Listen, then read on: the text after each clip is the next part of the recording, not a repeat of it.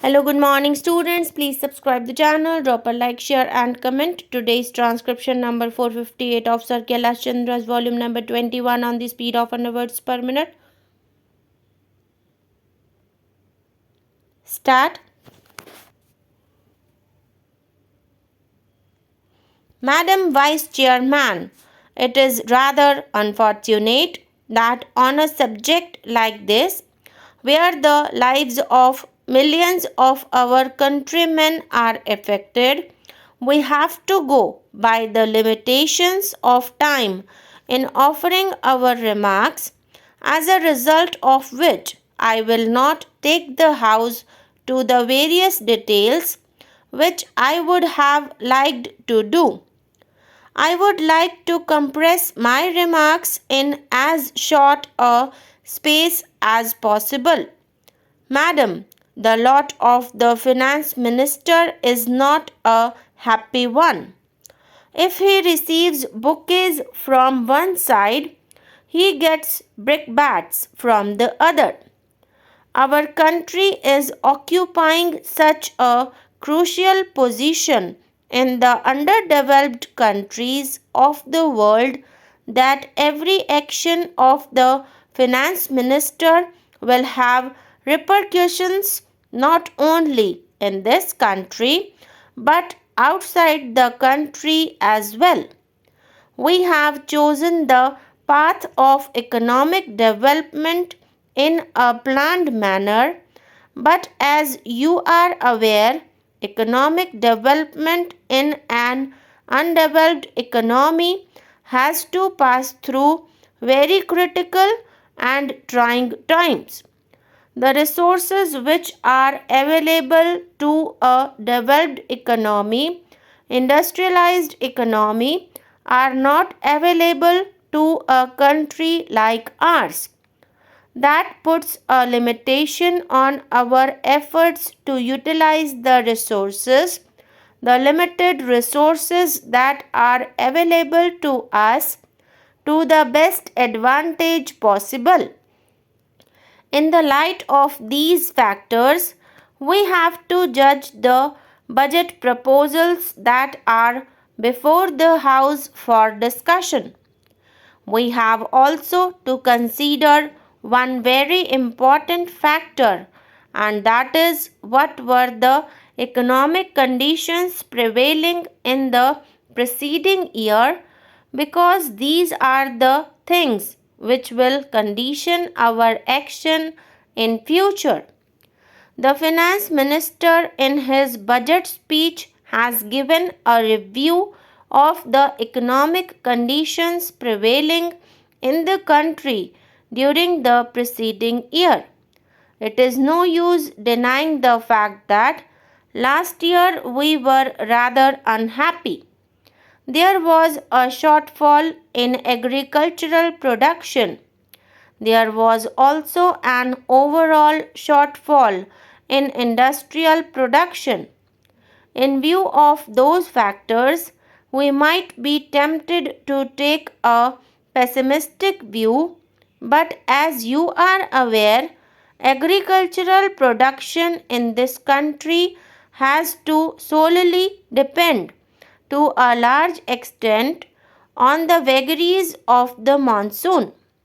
Even though our cultivated area in acreage is larger than the cultivated area in China, our production is less than that of China.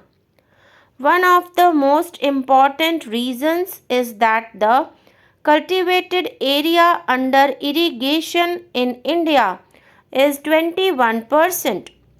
In our country, still we are not utilizing modern techniques of production, but it is heartening to note that during the last 5 years or so, our consumption of fertilizers is increasing.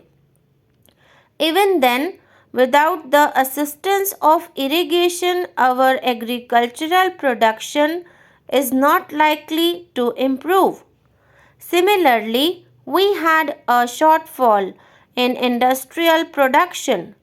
The reasons are many, But one of the dominant factors which is now controlling our industrial production is the availability of raw materials. We have to depend on raw materials from outside countries, and our foreign exchange resources do not permit us to import as many raw materials as we might desire. These are the factors which have impeded the growth of our industrial production, which in turn has affected the national income as such. Although last year the national income might not have increased, at least it had remained at the same level as that of 1986-87. A point was made by my honorable friend that the per capita income is going down. It is no doubt a fact that there is a slight fall in the per capita income in this country, but the reasons are quite obvious.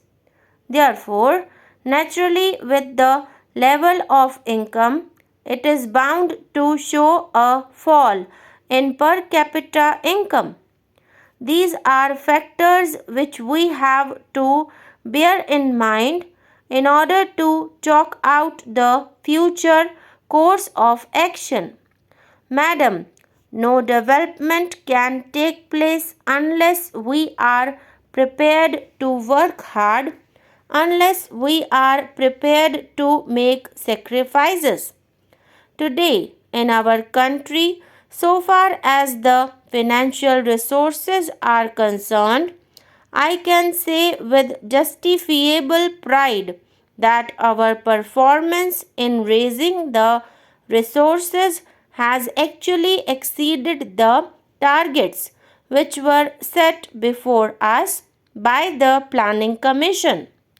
The Planning Commission in the sixth 5-year plan had fixed a target of rupees 850 crores to be raised by additional taxation.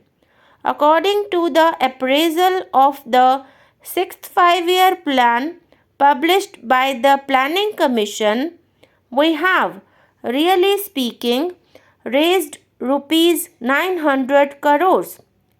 Therefore, from the point of view of making revenue available to the states for the purpose of implementing the plan, it cannot be shifted to the shoulders of the people in the sense that they have not given the resources which were fixed by the Planning Commission.